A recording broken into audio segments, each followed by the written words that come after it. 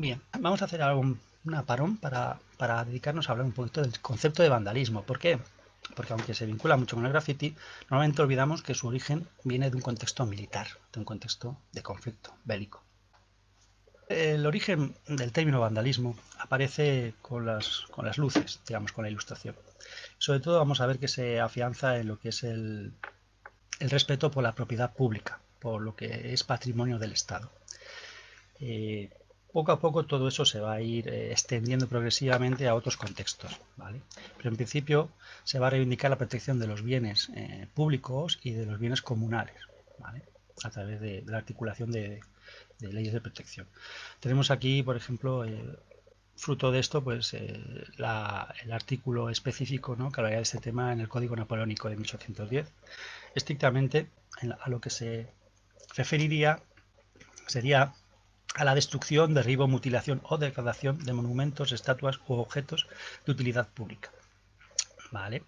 Abad Gregoire, que es el que se convierte en apólogo de esta lucha contra el vandalismo, precisamente cuando piensa en denunciar esto, no está denunciándolo sobre la actividad de la población civil, sino sobre la actividad de las milicias nacionales, sobre, por ejemplo, las bibliotecas o los templos de la Iglesia Católica. ¿Vale? Entonces, lo que se quiere es conservar el patrimonio histórico-artístico frente a estos desmanes que, si bien están justificados por toda una ritualidad de la destrucción que simboliza el cambio de paradigma histórico, el nacimiento de un nuevo mundo sobre las ruinas del mundo ya caduco y extinguido, no se piensa que sea aceptable en los tiempos modernos, ¿no? Eso se podía hacer en otras épocas, en la época de los vándalos, cuando atacaban Roma, pero no en los tiempos modernos, donde la sensibilidad y sobre todo la conciencia histórica se está afianzando dentro de lo que es la cultura. En el contexto español esto se va a ir reflejando, por ejemplo, en 1820, ¿no?, en otro articulado, donde también se va a hacer hincapié en la destrucción, el derribo, la mutilación o la inutilización. Tanto el concepto de degradación francés como inutilización española lo vincularíamos, a lo mejor podría ser con el uso del graffiti, ¿vale? El graffiti que acompaña a estas prácticas vandálicas, ¿vale? Porque habría un graffiti que a lo mejor que no está actuando de una forma degradatoria o inutilizando el objeto. Ahí habría que ver, ¿no? Porque entonces habría que estudiar los matices. Es muy importante estudiar los matices porque precisamente estamos en un mundo ilustrado donde va a intentar implementar sistemas racionales de sanción y de penalización de las faltas y los delitos, porque va a estar dentro del concepto de falta. Vamos a ver cómo la progresión, digamos, del desarrollo hasta nuestros días va a ir aumentando tanto el campo de acción de lo que se denomina vandalismo como las penas y sobre todo la categoría, pasando a ser totalmente delitos. Sería interesante, no voy a detenerme, pero podríais ver cómo en el articulado español la lista de objetos protegidos es más extensa o más específicamente tratada que en el caso francés. Entonces vamos a observar que el vandalismo en origen es vamos a hablarlo así, una invención de los militares, de los soldados. Forma parte de sus ritos, ¿no?, dentro del contexto de la guerra. Tanto de remarcar la dominación del enemigo o porque hay dos intereses, sobre todo, en el uso del graffiti en un contexto vandálico. Tengamos esto muy claro, que es humillar o dominar. Y en el fondo ambos están intentando remarcar la superioridad de una parte sobre la otra, sobre todo una superioridad de fuerza. Y en el caso también de la legislación militar, se va a castigar lo que es el vandalismo específicamente, sobre bienes culturales o lugares de culto, ¿vale? Aquí os dejo un poquito la acotación. Pero hay otro elemento que está en la vida civil, que no tiene que ver con los militares, conviene enunciar. El erostratismo es intentar alcanzar la fama a través de la destrucción y se afianza sobre lo que es la idea del reconocimiento a través de lo negativo, de una acción negativa, dañina. Esto se refleja en Heróstrato. Heróstrato era un pastor que decidió quemar el templo de Artemisa simplemente para pasar a la historia, ¿vale?, en estos delirios del ser humano. ¿Que lo consiguió? Sí, que lo consiguió. ¿Que se intentó que no consiguiese? Se intentó. Pero vemos que hay unos matices muy importantes para distinguir qué es netamente una intencionalidad destructiva a una intencionalidad constructiva o que trata de articularse como una huida de la destrucción propia como ser humano. ¿Vale? Entonces, el graffiti, a veces en contexto de guerra, no se acopla, no se ajusta totalmente a una actitud vandálica. Incluso, si nos damos cuenta, todo este articulado sobre el vandalismo se centra en lo que son bienes, no del contexto privado. A veces una actuación grafitera es un acto de integración dentro de la arquitectura. Y esto se aprecia, por ejemplo, en este graffiti, que es vandálico, pero que nos da unos matices, ¿vale? Porque es un daño no destructivo. Si os dais cuenta, esto lo realizaron durante el saco de Roma, las tropas luteranas e imperiales, al tomar, ¿no? Al saquear lo que es los palacios vaticanos. Bien, entonces la tropa, los lascanetes, realizan sus grafitis para, bueno, como herramienta de escarnio, herramienta de dominio del remarcaje del dominio del territorio, etcétera, ¿no? Y fijaros qué sensibilidad, ¿no?, de ubicarlo justo en la parte del lienzo que no afecta al motivo central de la representación. Entonces vemos ahí un punto medio. Es un daño, pero no es destructivo. Se integra dentro de lo que es las formas ya establecidas, ¿vale? Porque lo que me interesa es también que observemos esos matices. Nos dejamos guiar por todos unos relatos y al final simplificamos todo mucho, ¿no? Llegamos a una percepción estereotipada de la realidad.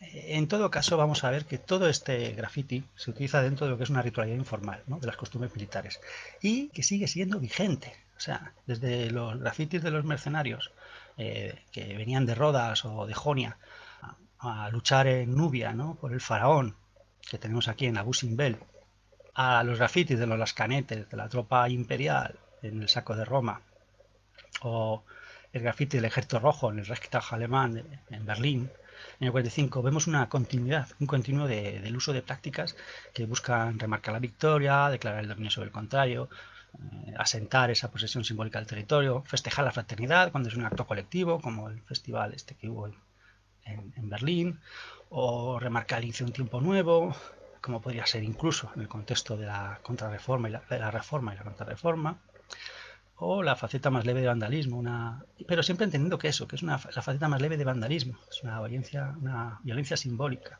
Y en este caso no pensemos que hay una violencia simbólica, precisamente esto es una propiedad del faraón donde se ejerce ese graffiti y precisamente no es alguien contrario al faraón, es un mercenario del faraón quien hace este graffiti, ¿vale? Lo que seguimos son ciertas pautas, ¿no? Por ejemplo, haciendo una parada aquí, este grafiti de mercenarios es muy curioso porque, claro, forma parte del Yo estuve ahí y del memorial, ¿no? Porque normalmente son nombres propios donde se remarca el topónimo o el patronímico, ¿no? Sobre este tipo de grafiti mercenario de los mercenarios griegos tenéis un artículo de H.W. Parker que es muy interesante, del año 33, donde vienen recogidos todos los nombres de estos soldados mercenarios. Pero eso, veamos que está avalado por la costumbre, aunque como estamos observando, la nueva concepción de protección, de conservación del patrimonio histórico va a hacer ver esto cada vez menos propio o adecuado que se haga. Este es el gran festival del Piti de las tropas soviéticas, ¿no?, cuando toman Berlín y ya se anuncia el fin de la Segunda Guerra Mundial. Es un caso estupendo, paradigmático, donde también se refleja esa poética que hemos anunciado un poco de la ruina y el graffiti. Ahora, que os quede claro dos cosas. No es lo mismo grafitear una ruina para remarcar su muerte que grafitear una ruina para redimirla de la muerte y darle una segunda vida, ¿vale? Esto es muy interesante porque el graffiti, los escritores de graffiti, normalmente lo que está es reviviendo, insuflando vida a la ruina, a diferencia de otro tipo de graffiti más de humillante o destructivo, ¿no? En este caso hay unas paradojas. Nosotros vemos esto y interpretamos una cosa que no es, o parcialmente no es. Cuando el Ejército Rojo entra dentro del Reichstag y lo ve en ruinas, entra por una confusión. Si hubiese sabido que era un edificio vacío donde no había nadie, no hubiese perdido el tiempo. Pero lo confundieron con la Cancillería alemana donde estaba el Estado Mayor y Hitler, ¿no? Entonces ellos entran tan contentos y bueno, no es aquí, nos hemos equivocado. Porque habían pensado que era el sitio porque lo habían arruinado, estaba destruido. Ahora, no era una destrucción por ellos, no había sido destruido por el Ejército Rojo, había sido destruido años atrás, en el año 33, en un incendio atribuido a los comunistas, pero que ha sido un atentado de bandera falsa por parte de los nazis para poder establecer, digamos, suspender las libertades individuales y iniciar la represión del comunismo. ¿Vale? Ahora, entonces, lo encuentran arruinado. ¿Y qué sucede? Bueno, que se va a formar todo un festival de la firma, memorial, donde se va a articular, favorecido por la oficialidad y también y participan también los propios oficiales. Aquí, como comentaba con el caso de los mercenarios, también los soldados van a dejar sus nombres, van incluso a decir de dónde vienen, van a decir en todas las batallas importantes donde han estado hasta llegar a ese colofón final, triunfal. Va a ser todo un festival de orgullo, ¿no? Por haber protagonizado un episodio de dimensiones históricas. ¿Vale? Ellos se sienten protagonistas de la historia y lo dejan plasmado en este graffiti realizado, bien con tizas, maderos quemados, etcétera. Lo que tienen alrededor, o inciso, ¿vale? Pero es un festival de la victoria. Sobre este acontecimiento grafitero tenéis un libro muy interesante de Foster Baker y Lipstadt, que se llama The Reichstag Graffiti, que es muy interesante, del año 2003. Y podemos darnos cuenta de una cosa, ¿no? Que estamos ante una obra colectiva. Esto muchas veces sucede con los conglomerados de graffiti. Son obras colectivas y esta con más razón porque es sincrónica. Es todo dentro del mismo, de la misma turbulencia temporal.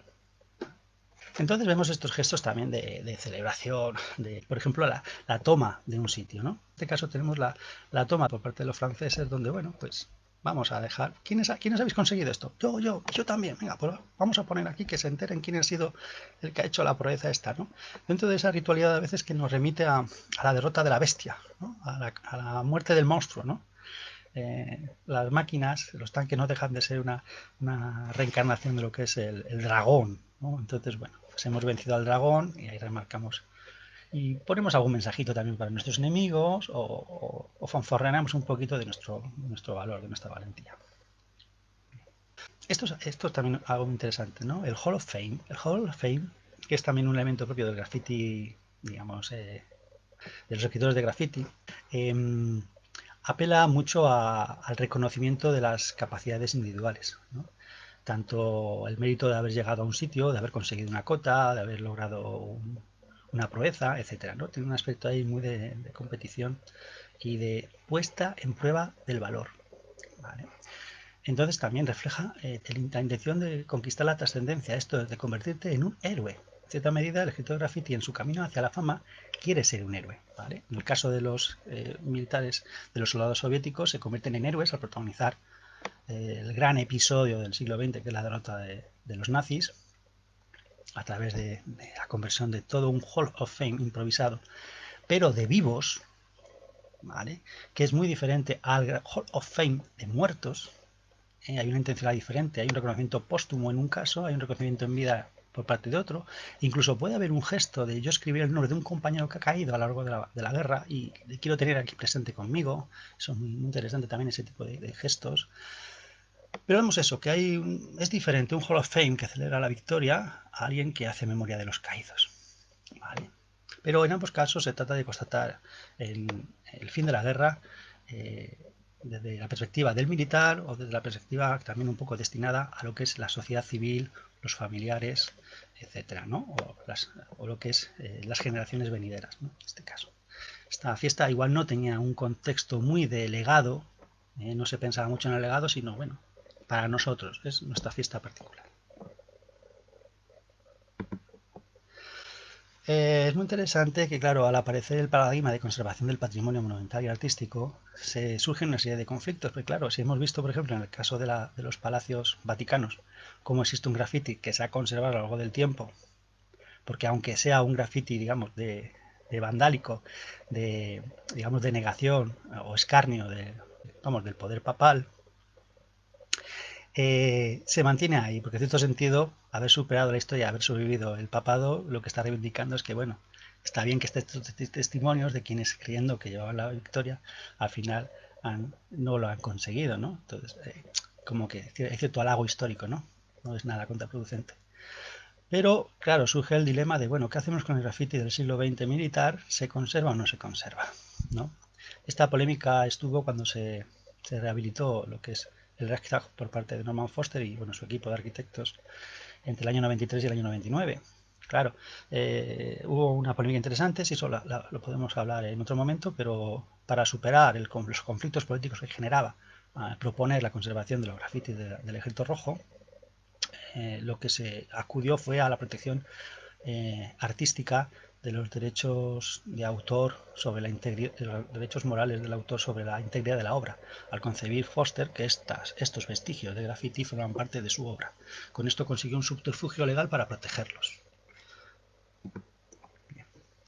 Es interesante cómo el graffiti, asociado como un elemento propio digamos, de la cultura material y cultural del soldado, va a dar pie a través, digamos, de lo ecomediático a la construcción de diferentes iconos simbólicos, iconos del nacionalismo, por ejemplo, en este caso italiano, ¿no? En la Primera Guerra Mundial.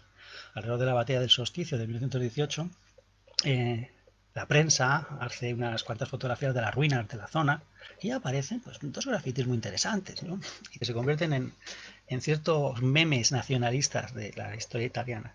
Este primero es muy interesante porque es un grafiti que aparece al aire libre, pero claro, hay que entender que estaba realizado en un contexto de interior, era una taberna, y estaba dentro de una pared interior. Esto da un diferente significado a un grafiti, que aparezca en un exterior o en un interior. ¿Vale? En un interior puede tener un sentido más de aforismo, de lema. Entonces, este es el grafiti que os dije yo, que lo encargó un oficial a un zapador, que era un subordinado suyo. El oficial era el mayor Carlo Rivoli.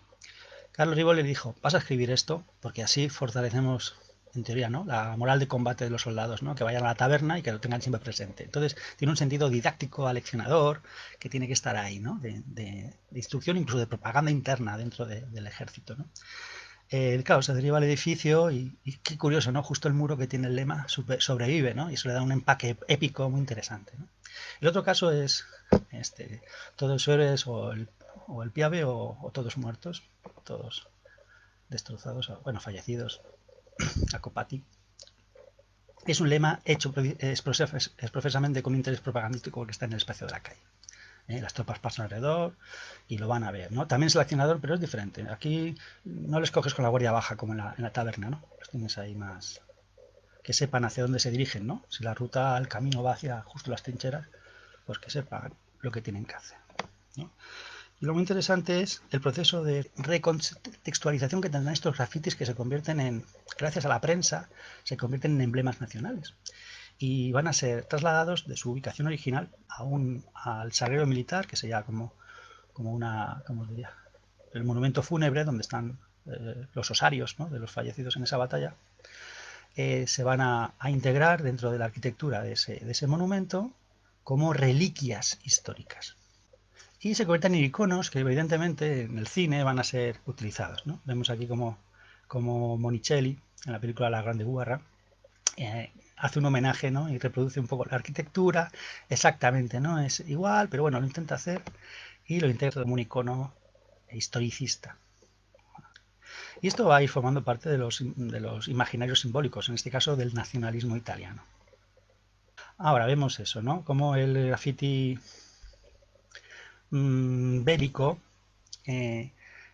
tiene ese lado, digamos, de intentar buscar fortalecer la energía propia y también rebajar la potencia del enemigo. Dentro de estas ritualidades militares tendríamos lo que es el juramento, ¿vale? Ahora, el ejemplo más clásico de esto, que suele ser el juramento que se realiza antes del inicio de la batalla de las Termópilas, eso, digamos, inciso sobre la roca, que tiene que ver con toda esa ritualidad del juramento, ¿no? Además, reafirmada a través de lo que es el grabado, la incisión, que es algo imperecedero, ¿eh? Pues se articula de un modo anacrónico, ¿vale? A través del relato literario.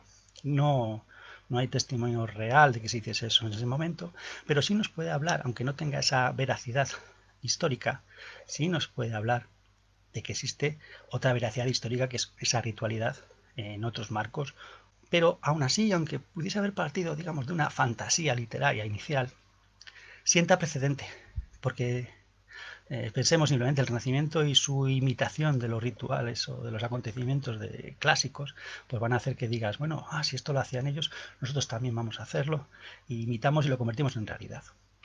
Hay una estudiosa que ha realizado una investigación muy interesante sobre el graffiti Chantal Summerfield, y os la destaco aquí porque me parece muy interesante el trabajo que realizó para exponer, sobre todo reflejar esa gran efervescencia grafitera de los jóvenes de los años del siglo XX y cómo también la van a llevar consigo dentro de lo que es el contexto militar, ¿no? En el 2012 realizó a través de en la Universidad de Bristol una serie de estudios sobre arboglifos, ¿vale? Lo que sería grafiti arbóreo, yo lo he denominado siempre de esta manera, grafiti arbóreo, pero bueno, arboglifo sería el término quizás más académico, ¿vale? Pero no lo analizó, digamos, en la línea de frente, ¿vale? Este graffiti estaría sobre todo centrado en entornos de acantonamiento, o en este caso el primer estudio que realizó registrando 250 árboles fue en el campo de tiro de Salisbury, ¿vale? De tiro y de entrenamiento de Salisbury. Donde bueno, había tropas pues, de la Commonwealth, tropas inglesas, tropas americanas, etcétera. Y luego un segundo estudio que realizó en el noroeste de Francia, registrando 1.500 árboles, ¿vale? Donde se acumulaba tanto grafiti de la Primera y de la Segunda Guerra Mundial.